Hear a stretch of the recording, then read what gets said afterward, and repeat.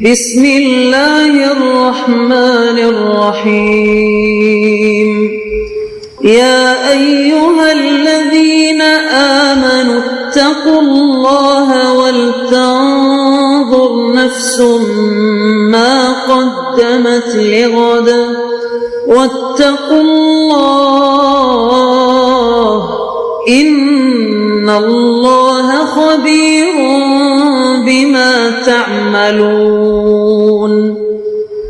اے ایمان والو، اللہ سے ڈرتے رہو اور ہر شخص کو دیکھنا چاہیے کہ اس نے کل یعنی آخرت کے لیے کیا سامان بھیجا ہے، اور ہم پھر کہتے ہیں کہ اللہ سے ڈرتے رہو، بے شک اللہ تمہارے سب اعمال سے خبردار ہے۔ بسم اللہ الرحمن الرحیم، الحمد للہ رب العالمین، والصلاة والسلام على اشرف الانبیاء والمرسلین وعلى آلہ واصحابہ اجمعین ومن تبعہم بإحسان الى یوم الدین۔ قابل صد احترام حضرات شائقین و شائقات سچا پیغام، السلام علیکم ورحمۃ اللہ وبرکاتہ۔ آج کی محفل میراث النبی کے نورانی پروگرام میں آپ کا استقبال ہے۔ اہلا و سہلا مرحبا۔ ہم آپ تمام حضرات و مستورات کا خیر مقدم کرتے ہیں۔ محترم حضرات و خواتین، تعلیم کا آغاز ہو رہا ہے۔ سب سے پہلے آداب تعلیم کا لحاظ کرتے ہوئے تعلیم کی طرف متوجہ ہو جائیں۔ پورے دھیان سے سننا، عمل کی نیت سے سننا اور تبلیغ کی نیت سے سننا، یعنی سنی ہوئی باتیں دوسروں تک پہنچانے کے جذبے سے سننا۔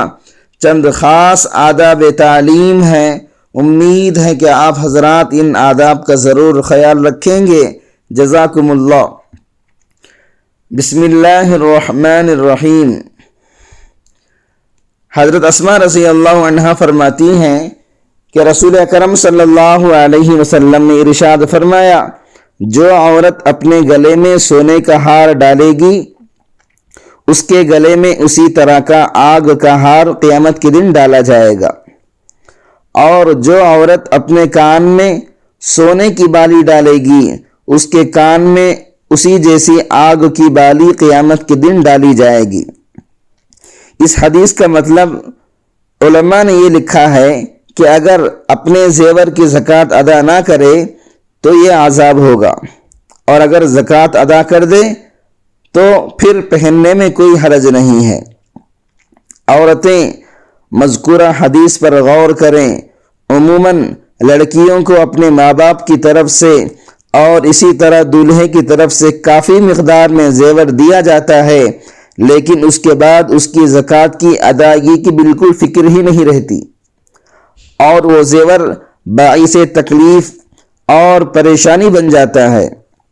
اس لیے جس کے پاس سونا چاندی مقدار نصاب کو پہنچ جائے تو اس کی زکوٰۃ کو ادا کرنے کا اہتمام ضروری ہے۔ وہ بھی اندازے سے نہیں بلکہ باقاعدہ وزن کرا کر مکمل حساب نکلوا کر صحیح زکوٰۃ ادا کرے، بلکہ کچھ زیادہ ہی دے دے تو اور بھی بہتر ہے۔ روحانی بیماریوں میں ایک بیماری مال کی محبت بھی ہے۔ مال کی محبت یہ بہت بری بلا ہے۔ آدمی مال کے آنے کو پسند کرتا ہے لیکن مال کے خرچ کرنے کو پسند نہیں کرتا، بلکہ اس کو برا سمجھتا ہے۔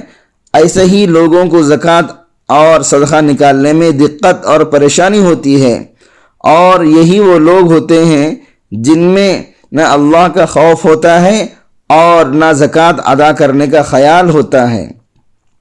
ایسے لوگ مال جمع کرتے چلے جاتے ہیں، اور ایک دن ایسا آتا ہے کہ سارا مال وارثوں میں چھوڑ کر عذاب الہی کا مستحق بن کر دنیا سے رخصت ہو جاتا ہے۔ ان کا یہ مال بعد میں نحوست کا سبب بن جاتا ہے کہ کاش اب بھی سنبھل جائیں اور اپنے مال کی زکوٰۃ نکالنے لگیں، ورنہ یہی مال عذاب بن جائے گا۔ اس سلسلے میں آپ کو ایک واقعہ سناتا چلوں۔ رسول اکرم صلی اللہ علیہ وسلم نے ایک مرتبہ فرمایا کہ بنی اسرائیل میں 3 آدمی تھے، ایک کوڑھی، دوسرا گنجا، تیسرا اندھا۔ اللہ تعالیٰ نے ان تینوں کو آزمانا چاہا اور ان کے پاس ایک فرشتہ بھیجا۔ پہلے وہ کوڑھی کے پاس آیا اور پوچھا، تجھ کو کیا چیز پیاری ہے؟ اس نے کہا، مجھے اچھی رنگت اور خوبصورت کھال مل جائے، چمڑا مل جائے، اور یہ بلا جاتی رہے جس سے لوگ مجھ کو اپنے پاس بیٹھنے نہیں دیتے اور گھن محسوس کرتے ہیں۔ اس فرشتے نے اپنا ہاتھ اس کے بدن پر پھیر دیا، وہ اسی وقت اچھا ہو گیا، اچھی کھال اور خوبصورت رنگت نکل آئی۔ پھر پوچھا، تجھ کو کون سا مال سب سے زیادہ پسند ہے؟ اس نے کہا، مجھے اونٹ سب سے زیادہ پسند ہے۔ بس ایک گابھن اونٹنی بھی اس کو دے دی اور کہا، اللہ تعالیٰ اس میں برکت دے۔ پھر گنجے آدمی کے پاس آیا اور پوچھا، تجھ کو کون سی چیز پیاری ہے؟ کہا، میرے بال نکل آئیں، میرے سر پر بال نہیں ہیں، اور یہ بلا مجھ سے جاتی رہے کہ لوگ جس سے گھن کرتے ہیں۔ فرشتے نے اپنا ہاتھ اس کے سر پر پھیر دیا، فوراً اچھا ہو گیا اور سر پر بال نکل آئے۔ پھر پوچھا، تجھ کو کون سا مال زیادہ پسند ہے؟ اس نے کہا، گائے۔ بس اس کو ایک گابھن گائے دے دی اور کہا، اللہ تعالیٰ اس میں برکت عطا فرمائے۔ پھر اندھے کے پاس آیا اور پوچھا، تجھ کو کیا چیز پیاری ہے؟ کہا، اللہ تعالیٰ میری نگاہ کو درست کر دے کہ سب آدمیوں کو دیکھوں۔ اس فرشتے نے آنکھوں پر ہاتھ پھیر دیا، اللہ تعالیٰ نے اس کی نگاہ صحیح کر دی۔ پھر پوچھا، تجھ کو کیا مال پیارا ہے؟ کہا، بکریاں۔ بس اس کو ایک گابھن بکری دے دی۔ تینوں کے جانوروں نے بچے دیے۔ تھوڑے دنوں میں اس کے اونٹوں سے جنگل بھر گیا اور اس کی گایوں سے اور اس کی بکریوں سے بھی جنگل بھر گیا۔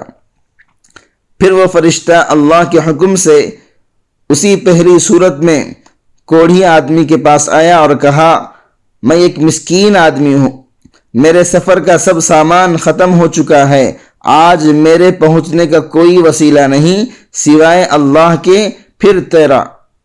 میں اللہ کے نام پر جس نے تجھ کو اچھی رنگت دی اور عمدہ کھال عنایت فرمایا، تجھ سے ایک اونٹ مانگتا ہوں، اس پر سوار ہو کر اپنے گھر پہنچ جاؤں۔ وہ بولا، یہاں سے دور ہو جا، مجھے اور بہت سے حقوق ادا کرنے ہیں، تیرے دینے کی اس میں کوئی گنجائش نہیں۔ فرشتے نے کہا، شاید تجھ کو میں پہچانتا ہوں، کیا تو کوڑھی نہیں تھا؟ لوگ تجھ سے گھن محسوس کرتے تھے، اور تو کیا غریب نہیں تھا، مفلس نہیں تھا؟ پھر تجھ کو اللہ تعالیٰ نے اس قدر مال عنایت فرمایا۔ اس نے کہا، واہ، کیا خوب کہا تو نے، یہ مال تو میری کئی پشتوں سے اور باپ دادا کے وقت سے چلا آ رہا ہے۔ فرشتے نے کہا، اگر تو جھوٹا ہے تو خدا تجھ کو ویسا ہی کر دے جیسا پہلے تھا۔ پھر گنجے کے پاس اسی پہلی صورت میں آیا اور اسی طرح اس سے بھی سوال کیا اور اس نے بھی ویسا ہی جواب دیا۔ فرشتے نے کہا، اگر تو جھوٹا ہے تو اللہ تعالیٰ تجھ کو ویسا ہی کر دے جیسا پہلے تھا۔ پھر اندھے کے پاس اسی پہلی صورت میں آیا اور کہا، میں مسافر ہوں، بے سامان ہو گیا ہوں، آج بجز خدا کے اور پھر تیرے کوئی میرا وسیلہ نہیں ہے۔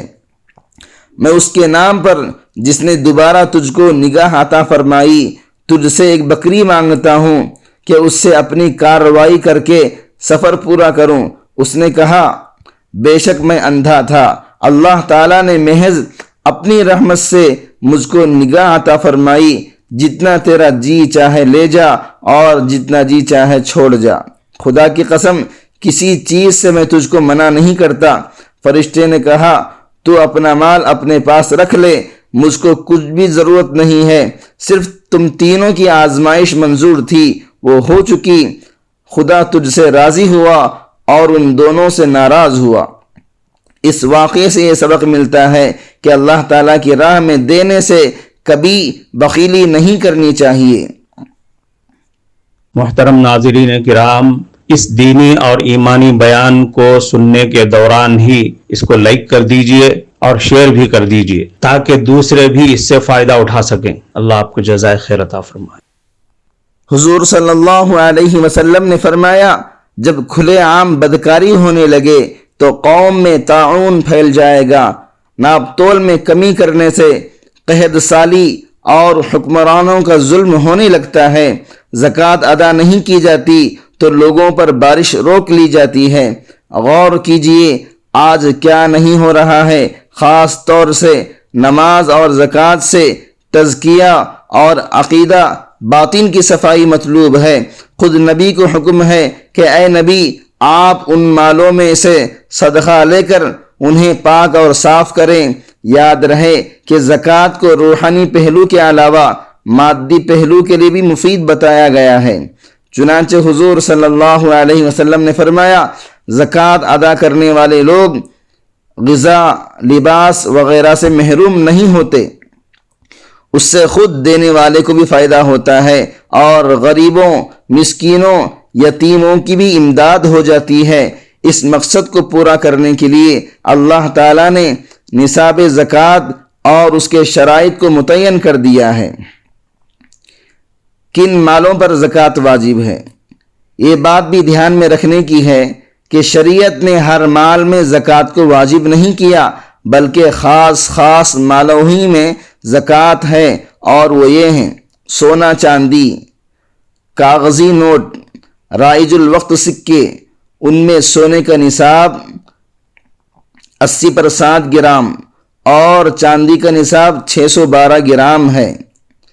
سامان تجارت، کوئی بھی سامان جس کی خرید و فروخت کی جائے اور اس سے نفع حاصل کیا جائے تو اگر نصاب کو پہنچ جائے تو اس پر بھی زکوٰۃ ہے۔ اگر کچھ سونا ہے اور کچھ چاندی یا سامان تجارت ہے تو ایسی صورت میں جملہ مال کو ملا کر دیکھیں گے کہ وہ چاندی یا سونے کی نصاب کے برابر ہے یا نہیں۔ اگر دونوں میں سے کسی ایک مقدار نصاب کے برابر ہو گیا تو اس پر زکوٰۃ واجب ہے، ورنہ زکوٰۃ واجب نہیں۔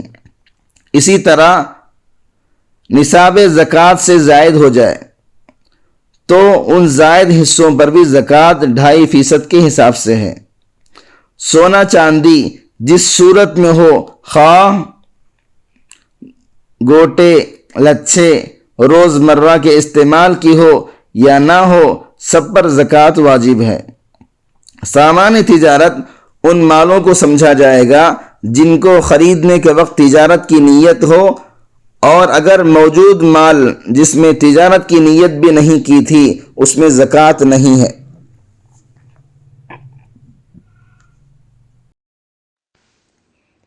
معزز شائقین و شائقات سچا پیغام،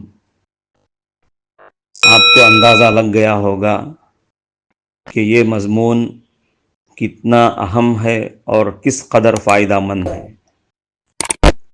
کم سے کم درجے میں سوشل میڈیا کے ذریعے سے بھی ہم اس کو زیادہ سے زیادہ شیئر کریں گے تو دعوت کے فریضے کی کوششوں میں ہم بھی اپنا کچھ حصہ ڈالنے والے بن سکتے ہیں۔